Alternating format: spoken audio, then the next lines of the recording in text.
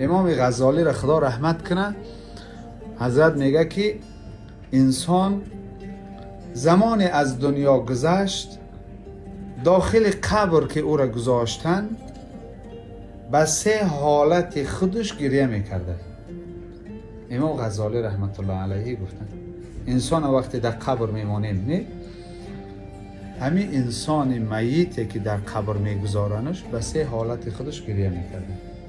یکم گریهش ای بوده، به خاطر بوده که آرزوهای زیادی که در حیات داشت.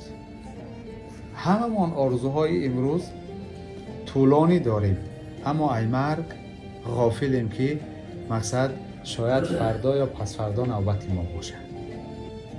چند سالها مقصد آرزوها میکشیم، فلان سال اینهی خیر میکنم، فلان سال اینهی را میکنم. آرزوهای زیاد داریم و اما نمیگیم که اگر ای مرگ در امان باشیم، اگر خدا خواه نمیگیم، انشاءالله نمیگیم، آرزوهای زیاد میکشیم.